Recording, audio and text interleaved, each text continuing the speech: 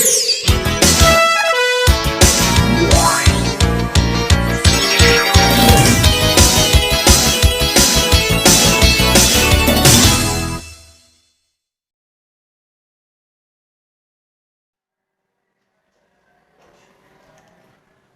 સ્વામિનારાયણ વિદ્યાર્થી મિત્રો. તો છેલ્લા વિડીયોમાં આપણે વનસ્પતિઓમાં લિંગી પ્રજનન વિશે વાત કરેલી હતી, બરાબર છે. અને મેં તમને કીધેલું હતું કે હવે પછી જે છે આપણે માનવોમાં લિંગી પ્રજનન વિશે જોવાના છે. તો માનવોમાં લિંગી પ્રજનન જે છે એટલે કે મનુષ્યમાં એ કેવી રીતે થાય છે એના વિશે આપણે આગળ જોવાના છે. પરંતુ આ જે લિંગી પ્રજનન છે એ પહેલાં કેટલીક અવસ્થાઓ જે છે એ માણસની આવતી હોય છે, એટલે કે આપણા મનુષ્યમાં. પહેલાં જે છે જ્યારે બાળક જન્મે ત્યારે બાલ્ય અવસ્થા હોય, બરાબર છે. પછી કિશોરાવસ્થા થાય, બરાબર છે. પછી તરુણાવસ્થા થાય, યૌવનાનું આરંભ થાય, બરાબર છે. તો એના વિશે આપણે જોવાના છે કે એ અવસ્થા દરમિયાન કયા કયા ફેરફારો જે છે એ શરીરના અંદર થાય છે, બરાબર. અને એ ફેરફારો થાય છે ત્યારબાદ જે છે એ એક માનવ જે છે એ આપણે કહી શકીએ કે પ્રજનન કરવા માટે તૈયાર થાય છે, બરાબર છે. તો એ ફેરફારો કયા કયા થાય છે એના વિશે આપણે પહેલે ચર્ચા કરવાના છે, બરાબર. તો કયા કયા ફેરફારો થાય એના વિશે આપણે ચર્ચા કરીએ, બરાબર છે. અહીંયા પહેલી તો આપણે બાલ્ય અવસ્થા આવે, જ્યારે બાળક જન્મે, બરાબર છે. તો બાલ્ય અવસ્થા હોય. એ અવસ્થામાં જે છે એ આપણે કહી શકીએ કે કોઈ પણ જાતનું એને કોઈ ખ્યાલ ન હોય, એના શરીરમાં એવા ફેરફાર ન હોય. તો આ બાલ્ય અવસ્થામાં જે છે આપણે એના વિશે જાણવું નથી અત્યારે, બરાબર છે. બાલ્ય અવસ્થા એટલે બાળકની અવસ્થા, બરાબર છે. પછી યૌવન આરંભ થાય, બરાબર. યૌવન આરંભ એટલે શું આપણે કહી શકીએ કિશોરાવસ્થા કે મુગ્ધ અવસ્થા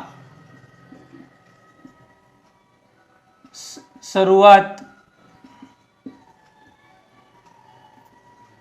થવાના સમયગાળાને શું કહેવાય? યૌવન આરંભ કહેવાય, કહે છે, બરાબર. અથવા તો આપણે એ કહી શકીએ, આ પણ બરાબર છે. અથવા તો બીજો મુદ્દો, જે સમયગાળા દરમિયાન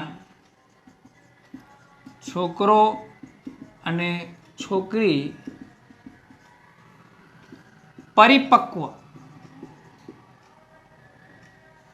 બને તે સમયગાળાને, બરાબર છે. પરિપક્વ બનવું એટલે કે આપણે કહે ને કે સમજણ એટલે સમજુકતા આવી જાય, બરાબર. જાતીય રીતે પરિપક્વ લખીએ તો વધારે સારું પડે. જાતીય રીતે, બરાબર. પોતાનો છોકરો હોય કે છોકરી હોય પોતાની જાતીય રીતે પરિપક્વ બને ત્યારે જે છે એ શું થાય? એ આપણે કહી શકીએ કે યૌવન આરંભ થાય, બરાબર છે. ખ્યાલ આવ્યો? સમજ પડી? બરાબર છે. યૌવન આરંભમાં બરાબર, ખ્યાલ આવ્યો? હવે બાલ્ય અવસ્થા, આ તો મેં તમને સમજાવ્યું યૌવન આરંભ શું છે. હવે કિશોરાવસ્થા દરમિયાન કેવા ફેરફાર થાય એના વિશે આપણે ચર્ચા કરી લઈએ, બરાબર છે. કિશોરાવસ્થા પહેલા આવશે, બરાબર. તો કિશોરાવસ્થા દરમિયાન શું થવાનું? બાલ્ય અવસ્થા જાય પછી કિશોરાવસ્થા. તો એ દરમિયાન જે છે એ ફેરફાર કયા કયા થાય એની આપણે વાત કરીએ. તો કિશોરાવસ્થા દરમિયાન કયા કયા ફેરફાર થાય? તો પહેલું આવશે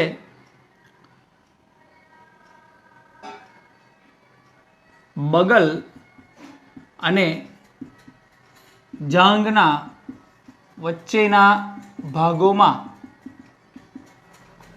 વાળો ઉગે છે, બરાબર. બગલ અને જાંઘના વચ્ચેના ભાગમાં શું ઉગે? વાળો ઉગે. બીજો મુદ્દો આપણે લઈ લઈએ, હાથ પગ અને ચહેરા પર વાળો ઉગે છે, બરાબર. હાથ પગ અને ચહેરા ઉપર પણ શું ઉગે? વાળો ઉગે, બરાબર. હાથ ઉપર વાળો ઉગે, ચહેરા ઉપર વાળો ઉગે. બાલ્યાવસ્થામાં આ બધું ન હોય. જેવું જેવું તમે કિશોરાવસ્થામાં જાઓ એટલે આ જે છે બધા તમને દેખાવામાં દેખાવતા થઈ જાય, બરાબર છે. ત્રીજો મુદ્દો, ત્વચા એટલે ચામડી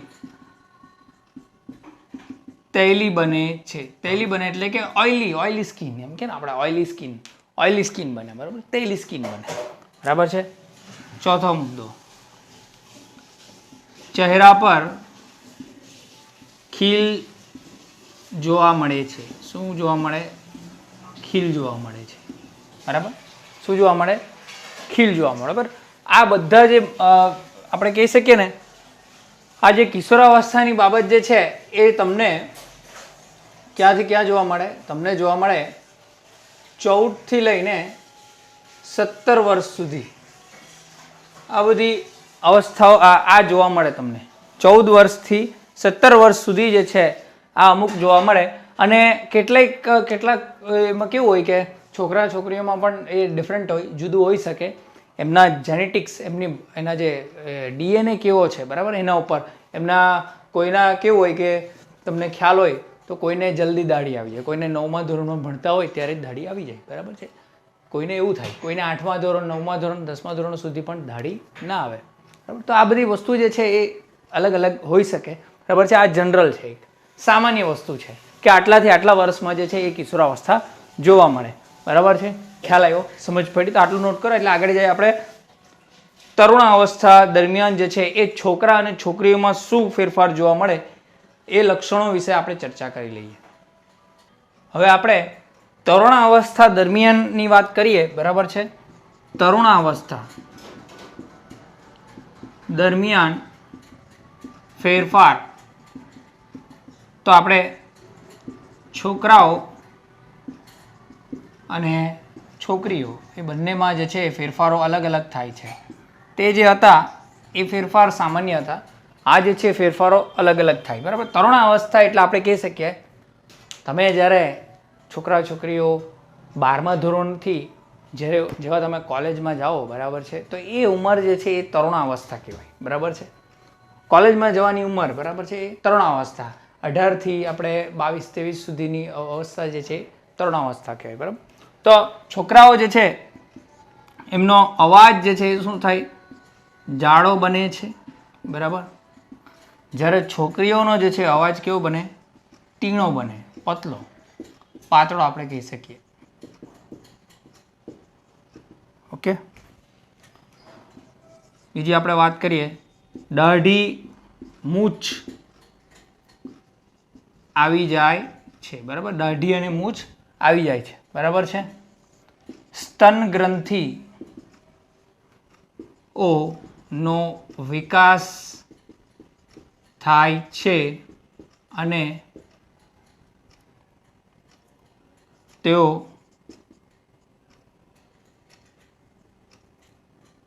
ચાલશે, વિકાસ થાય છે, ચાલશે, બરાબર. સ્તન ગ્રંથિઓ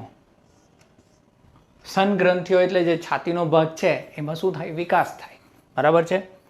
પછી આપણે વાત કરીએ શરીર સ્નાયુબદ્ધ એટલે સ્નાયુઓ વધે, બરાબર છે, બને છે. છાતીનો ભાગ પહોળો થાય છે, બરાબર. છોકરાઓમાં છાતીનો ભાગ કેવો થાય? પહોળો થાય, ચેસ્ટ વધે, એમ કે ને, વધે, બરાબર છે. ત્રીજો મુદ્દો આપણે આમાં લખીએ, માસિક ચક્ર શરૂ થાય છે, બરાબર. માસિક ચક્ર જે છે, માસિક ચક્ર જે આવતું હોય, બરાબર છે, દર માસિક જે આવતા હોય એ ચાલુ થઈ જાય, બરાબર છે. છોકરીઓમાં આ રીતે ફેરફાર થાય. ચોથો મુદ્દો જો આપણે જોઈએ તો શુક્રપિંડમાં શુક્રકોષો ઉત્પન્ન થાય છે, બરાબર. શુક્રપિંડ જે છે એ આપણે આગળ અંતઃસ્ત્રાવી ગ્રંથિમાં જોઈ ગયેલા. શુક્રપિંડ ક્યાં આવેલું છે આગળ તમે જુઓ ત્યાં ખબર પડશે. તો શુક્રકોષો જે છે ત્યાં ઉત્પન્ન થવાનું સ્ટાર્ટ થઈ જાય, બરાબર, ઉત્પન્ન થવાનું ચાલુ થઈ જાય. અને અહીંયા આપણે લખી શકીએ અંડકોષમાં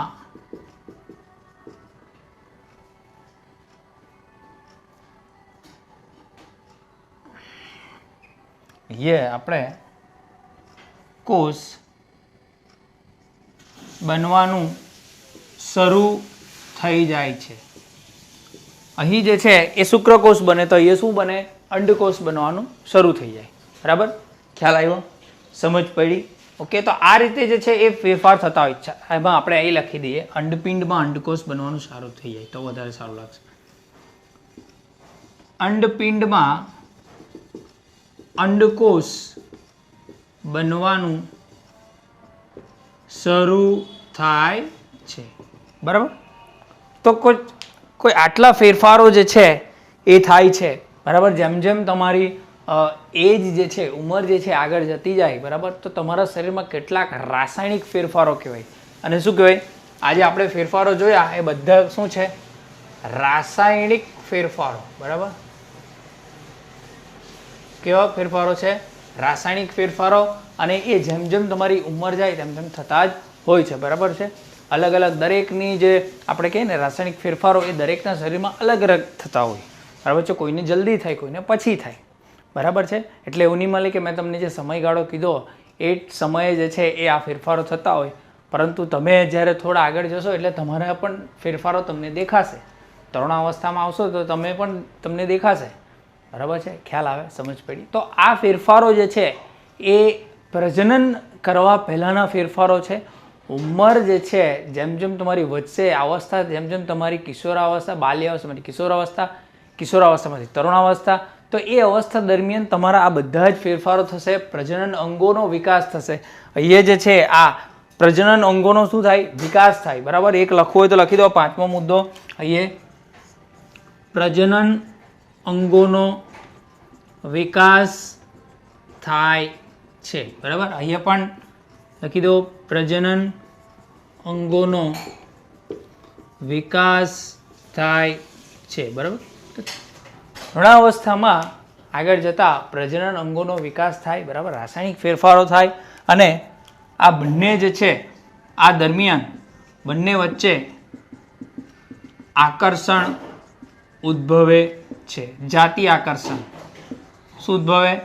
જાતિ આકર્ષણ ઉદ્ભવે. આ તરુણાવસ્થા દરમિયાન જાતિ આકર્ષણ ઉદ્ભવે છે. જાતિ આકર્ષણ એટલે છોકરાઓનું છોકરી પ્રત્યે આકર્ષણ, છોકરીઓનું છોકરા પ્રત્યે આકર્ષણ. ખ્યાલ આવ્યો? સમજ પડી? ક્લિયર થયું આટલું? બરાબર, તો આટલું નોટ કરો. પછી આપણે માનવોમાં પ્રજનન જે છે એમાં આગળ ટોપિક જતા આપણે પુરુષનું પ્રજનન તંત્ર જે છે એને આકૃતિ દોરીને સમજાવીએ કે ભાઈ શું છે શું નહીં. ઓકે, તો આટલું નોટ કરો.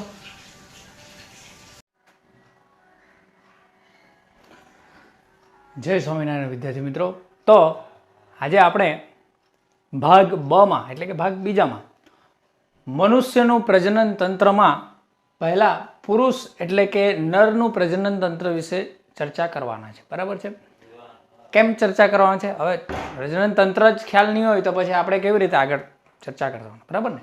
તો પ્રજનન તંત્ર જે છે એ મેં તમને આખું સમજાવીશ. બરાબર છે? તો આ જે છે એક નર પ્રજનન તંત્ર છે. બરાબર છે? તો આમાં જે છે કેટલીક ગ્રંથિઓ જે છે એ શુક્રકોષોનું ઉત્પાદન કરશે. બરાબર છે? અને નિકાલ કેવી રીતે થાય છે, બરાબર, એના વિશે આપણે ચર્ચા કરીશું.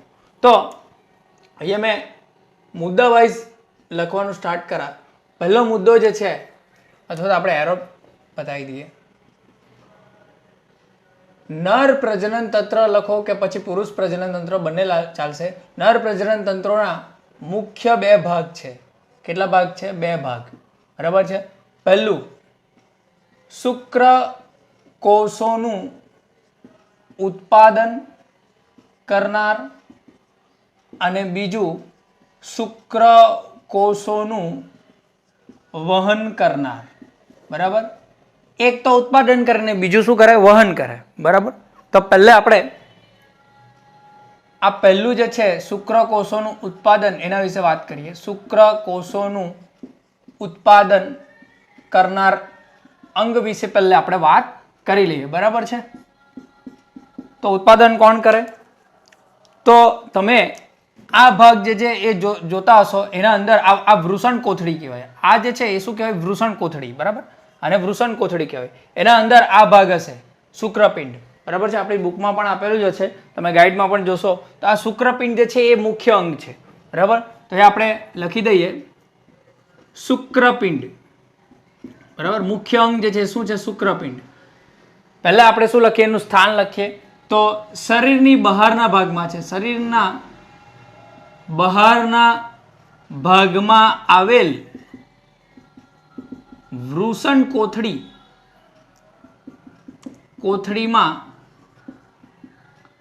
શુક્રપિંડ આવેલ છે. બરાબર, શુક્રપિંડ આવેલ છે. બરાબર છે. આ પહેલો મુદ્દો. બીજો મુદ્દો શું થાય, તેનું તાપમાન શરીરના તાપમાનથી 2 ડિગ્રી સેલ્સિયસ થી 3 ડિગ્રી સેલ્સિયસ કેવું હોય, નીચું હોય છે. કેવું હોય, નીચું હોય, જેથી તે શુક્રકોષોનું શું કરી શકે, ઉત્પાદન કરી શકે. બરાબર, આ બીજો મુદ્દો થયો. એટલે આના અંદર જે છે શું થાય, શુક્રકોષો જે છે, આપણે આગળ વાત કરી કે ને આ રીતે શુક્રકોષો હોય. બરાબર છે, આ શુક્રકોષો છે, નાના હોય. બરાબર, અંડકોષ અને શુક્રકોષ વિશે આપણે આગળ ચર્ચા કરી ગયેલા છે. તો આ શુક્રકોષો જે છે આના અંદર બનતા હોય છે. બરાબર, આના અંદર જે છે એ શુક્રકોષો બનતા હોય. બરાબર, હવે આ શુક્રકોષો જે છે એ આના અંદર બનશે. બરાબર છે. તદુપરાંત શુક્રપિંડ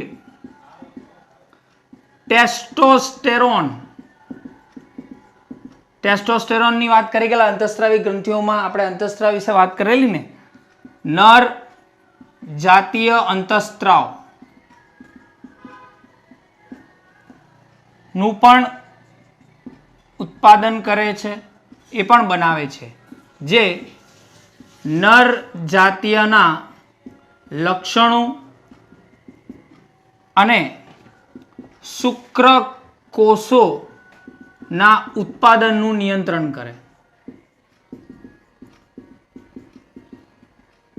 કેટલા શુક્રકોષો બનાવવા, બરાબર છે, એનું નિયંત્રણ જે છે એ કોઈ ને કોઈ અંતઃસ્ત્રાવ કરતું હશે. આપણા શરીરમાં આપણે કહીએ ને વૃદ્ધિ કેટલી થવીથી લઈને દરેક વસ્તુ જે છે એ કોણ નિયમન કરે, એનું નિયંત્રણ કોણ કરે, અંતઃસ્ત્રાવ કરે. તો શુક્રકોષો કેટલા બનવા જોઈએ, બરાબર, કેટલા બનવા જોઈએ અહીંયા શુક્રકોષો, એ જે છે એનું નિયંત્રણ કોણ કરે, આ ટેસ્ટોસ્ટેરોન કરે. કોણ કરે, ટેસ્ટોસ્ટેરોન. અને જાતીયના લક્ષણો પણ કોને આભારી છે, આ ટેસ્ટોસ્ટેરોનના આભારી છે. ખ્યાલ આવ્યો, એક અંતઃસ્ત્રાવ છે, એના વિશે આપણે આગળ ચર્ચા કરી ગયેલા છે. બરાબર છે, 7મા ચેપ્ટરમાં આપણે ચર્ચા કરી ગયેલા છે. આગળ કોઠો પણ લખાવેલો છે મેં આખો. બરાબર, તો એ પણ આમાં બનતા હોય છે. એટલે કે ટેસ્ટોસ્ટેરોન જે છે એ ચાહે તો વધારે શુક્રકોષ બની શકે, ટેસ્ટોસ્ટેરોન જે છે એ ચાહે તો ઓછા શુક્રકોષ બની શકે, ડિપેન્ડ કરે. બરાબર છે, ખ્યાલ આવ્યો.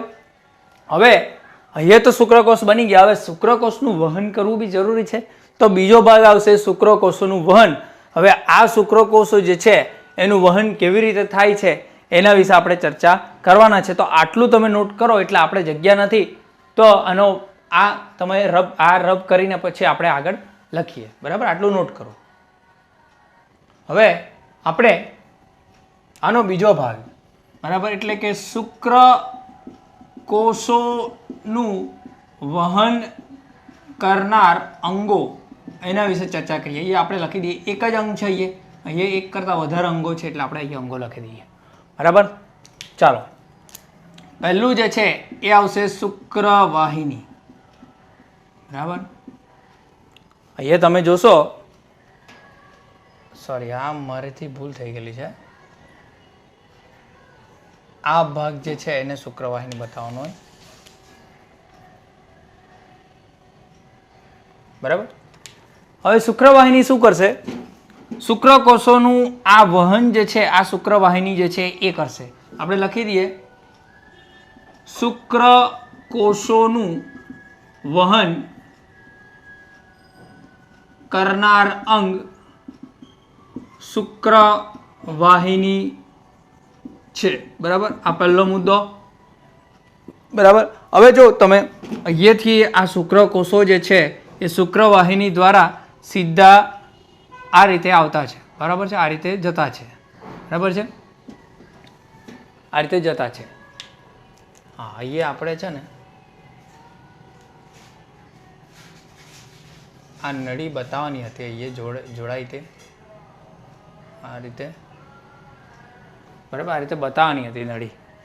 કારણ કે આ જે છે ને એ જોડાતી છે નળી, બરાબર. એમાં નળીમાં જે છે એ જોડાણ થતું હોય છે.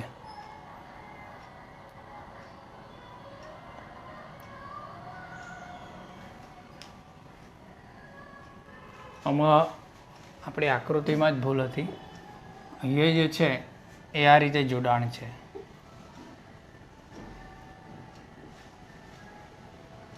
આ રીતે જેવું કંઈ જોડાણ છે, બરાબર. એટલે આ મૂત્રવાહિની સાથે આ જે શુક્રવાહિની છે એનું જોડાણ છે. તો આપણે લખી દઈએ. બીજો મુદ્દો આવશે, આ શુક્રવાહિની મૂત્રાશયમાંથી આવતી મૂત્રવાહિની સાથે જોડાયેલ હોય છે, બરાબર. મૂત્રવાહિની સાથે જોડાયેલો એટલે કે આ મૂત્રાશયમાંથી આ મૂત્રાશય કિડની, બરાબર. આપણી ભાષામાં એને શું કહેવાય? કિડની કહેવાય. શું કહેવાય? મૂત્રાશયને કિડની કહેવાય, બરાબર છે. આપણા રુધિરના અંદર કેવી રીતે રુધિર ચોખ્ખું થાય, બરાબર. એમાં નાઇટ્રોજનની જે બધી અશુદ્ધિ હોય, કચરો હોય, એ બધો મૂત્રાશયમાં ભેગો થાય અને એ પછી મૂત્રમાર્ગમાંથી બહાર નીકળે. તો એ જ મૂત્રમાર્ગ સાથે આ શુક્રવાહિની પણ એ જ નળી સાથે જોડાયેલી હોય, બરાબર છે. ખ્યાલ આવ્યો? એટલે કે આ બાજુથી જે છે એ શુક્રકોષો આવતા છે, બરાબર છે. હવે તમે જોશો કે આ શુક્રવાહિની જે છે આ મૂત્રાશય સાથે અહીંયા તો જોડાયેલી છે, પરંતુ આ ભાગ શુક્રાશય સાથે પણ જોડાયેલી છે અને આ પ્રોસ્ટેટ ગ્રંથિ સાથે પણ જોડાયેલી છે, બરાબર. આ બંને ગ્રંથિ જે છે સ્ત્રાવ બનાવતી ગ્રંથિ છે, બરાબર. તો આપણે ત્રીજો મુદ્દો લખીએ, શુક્રવાહિની પ્રોસ્ટેટ ગ્રંથિ અને શુક્રાશય ગ્રંથિ સાથે પણ જોડાયેલી છે, બરાબર. એ લોકો સાથે પણ જોડાયેલી છે, બરાબર. અને એ જરૂરી પણ છે. કેમ તે મેં તમને હવે સમજાવું. હવે શું થાય કે શુક્રકોષો જે છે એ હલનચલન કરવું એમના માટે જરૂરી છે, બરાબર. હલનચલન કરવું એમના માટે જરૂરી છે. એ નાના કોષો છે. તો હવે શું કરશે કે શુક્રાશય અને પ્રોસ્ટેટ ગ્રંથિ જે છે અંતઃસ્ત્રાવ જે છે એ બનાવશે અને એ અંતઃસ્ત્રાવ જે છે એ પોષણ પૂરું પાડશે શુક્રકોષને હલનચલન કરવા માટે. અને એ ગ્રંથિઓ દ્વારા શુક્રકોષો જે છે એ આ રીતે બહાર નીકળશે મૂત્રજનન માર્ગમાંથી, બરાબર છે. તો આપણે લખી દઈએ, આ પ્રોસ્ટેટ ગ્રંથિ અને શુક્રાશય ગ્રંથિ માંથી ઉત્પન્ન થતો સ્ત્રાવ શુક્રકોષોને હલનચલન કરવા માટે પ્રવાહ પૂરો પાડશે, જેથી શુક્રકોષો સરળતાથી મૂત્રજનન માર્ગ દ્વારા હલન બહાર નીકળી શકે છે, બરાબર. ખ્યાલ આવ્યો?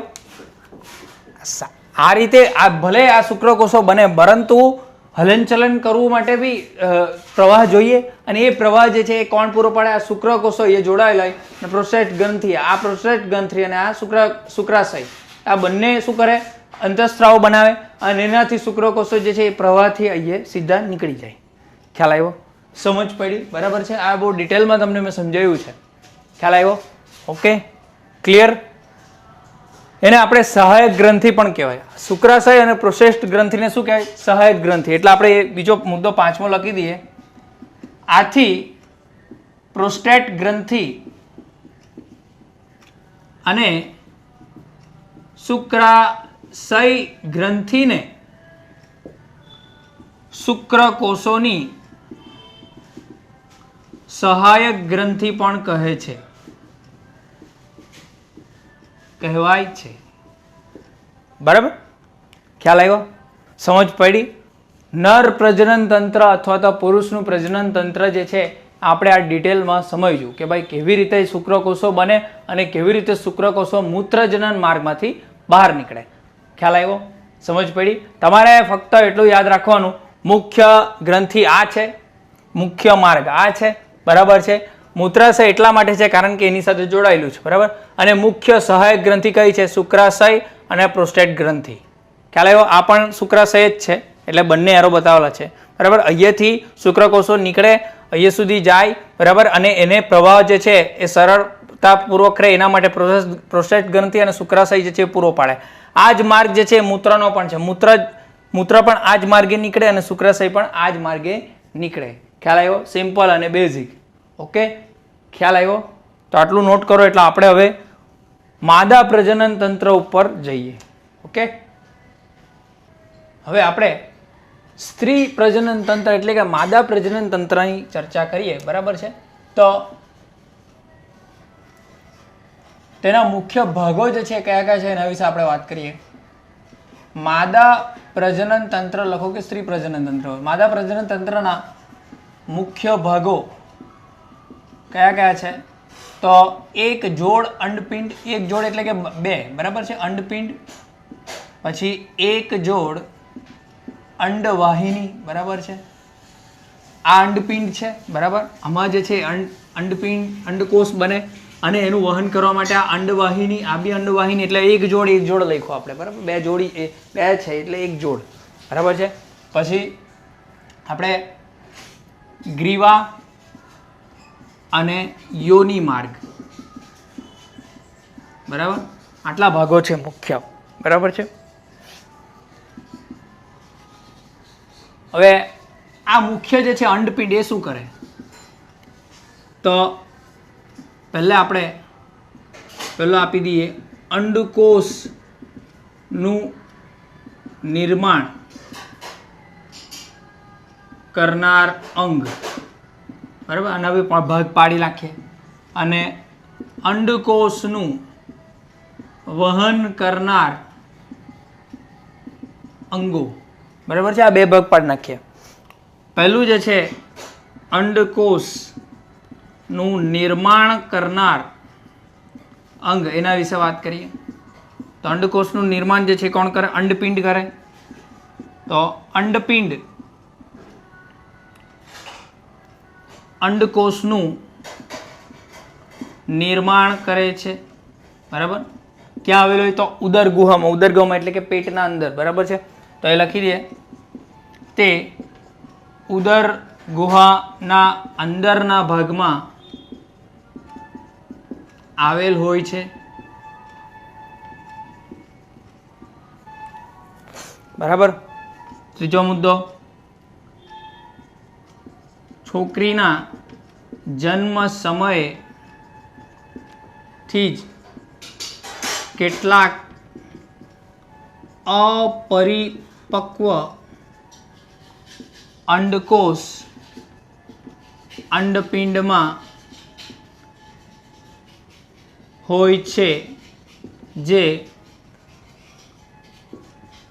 તરુણાવસ્થામાં પરિપક્વ બની માસિક રૂપે બને છે, બરાબર. અને અવારનવાર એટલે કે એક માસિકે અહીંયા અંડકોષ બન્યો, પછી બીજા માસિકે અહીંયા અંડકોષ બનશે, બરાબર છે. ખ્યાલ આવ્યો? ચોથો મુદ્દો જે છે એ શું બનશે? તો અંડપિંડ સ્ત્રીના જાતીય અંતઃસ્ત્રાવ એસ્ટ્રોજન અને પ્રોજેસ્ટેરોન પણ ઉત્પન્ન કરે છે, બરાબર. આ પણ ઉત્પન્ન કરે, બરાબર. આ પણ આપણે 7મા ચેપ્ટરમાં જોઈ ગયેલા, બરાબર છે. એસ્ટ્રોજન અને પ્રોજેસ્ટેરોન, આ અંતઃસ્ત્રાવ બંને વિશે આપણે ચર્ચા કરી ગયેલા હતા, બરાબર ને. તો એ પણ અહીંયા જ બને છે. ખ્યાલ આવ્યો? સમજ પડી? આટલું નોટ કરો એટલે આગળ જઈએ આપણે. હવે અંડકોષનું વહન કરનાર અંગો વિશે આપણે ચર્ચા કરી લઈએ. બરાબર છે. તો અહીંયા અંડકોષ બની ગયો. બરાબર છે. પછી એનું વહન જે છે અહીંયા સુધી એ કોણ કરે? અંડવાહિની કરે. પહેલો મુદ્દો લખો, અંડકોષનું વહન પાતળી નાજુક નળી દ્વારા થાય છે, જેને અંડવાહિની કહે છે. બરાબર. જે અંડકોષને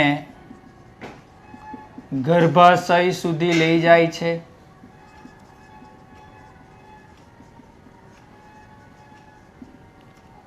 જેમાં અંડકોષનું પોષણ અને ફલિતાંડ થાય છે. બરાબર છે. ખ્યાલ આવ્યો? ગર્ભાશય એટલે કે આ ભાગ. બરાબર. ગર્ભાશય એટલે આ ભાગ. ત્રીજો મુદ્દો લખી દઈએ. ઊંધા નાસપતિ જેવી સ્થિતિસ્થાપક રચના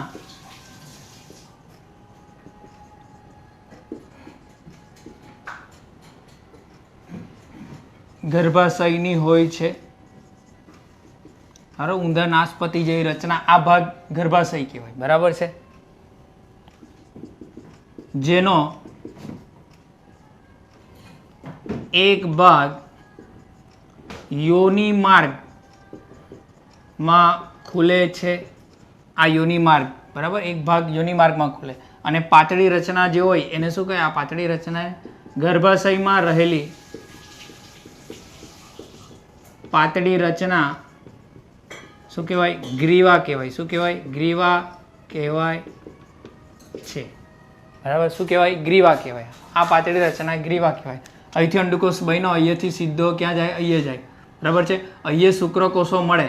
અહીંયા કોણ મળે? આ શુક્રકોષો અહીંયા યોનિ માર્ગમાંથી સીધા અહીંયા આવે મળે. બરાબર. પછી અહીંયા ફલિતાંડ થાય. બરાબર છે. અહીંયા ફલિતાંડ થાય ને યુગ્મન જ ફલિતાંડ અહીંયા બને. બરાબર છે. ખ્યાલ આવ્યો? સમજ પડી? ઓકે.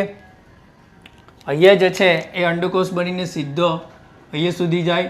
અહીંયા જે છે એ શુક્રકોષો યોનિ માર્ગમાંથી આવે સીધા અહીંયા, એ ફલિતાંડ થાય ને પછી અહીંયા જે છે એ ગર્ભધારણ થાય. ખ્યાલ આવ્યો? સમજ પડી? અગર જો શુક્રકોષો ન આવે, બરાબર, તો આ અંડકોષ જે છે પછી દર માસે શું થાય? તૂટીને નીકળી જાય બહાર. બરાબર છે. શું થાય? દર માસે નીકળી જાય બહાર. બરાબર. એક વાર આ અંડકોષ બનાવશે, પછી બીજો વાર આ અંડકોષ બનાવશે. દર માસિકે જે છે આ પ્રક્રિયા જે છે ચાલુ રહી. અને છોકરીના જન્મ સમય જ અસંખ્ય જે છે એ નાની નાની અંડપુટ્ટિકાઓ એ હોય જ છે. પરંતુ જ્યારે તરુણાવસ્થા આવે ત્યારે આ અંડપુટ્ટિકાઓમાંથી પરિપક્વ અંડકોષ બને અને પછી જે છે આ માસિક સ્ત્રાવ ચાલુ થઈ જાય. ખ્યાલ આવ્યો? સમજ પડી? બરાબર. ઓકે. તો આજે આપણે પુરુષ પ્રજનન તંત્ર અને સ્ત્રી પ્રજનન તંત્ર વિશે ચર્ચા કરી. બરાબર છે. અત્યાર સુધીમાં જે આપણા ચેપ્ટર 8ના જેટલા પણ વિડીયો તમે જોયા, બરાબર છે, એના વિશે ચર્ચા જે છે એ આપણા આવતા બુધવારે ઓનલાઈન ક્લાસીસમાં કરવાના છે. તો તમારા જે કંઈ પણ ડાઉટ હોય એ સીધા તમે મને પૂછી શકો છો. બરાબર. ઓકે. જય સ્વામિનારાયણ.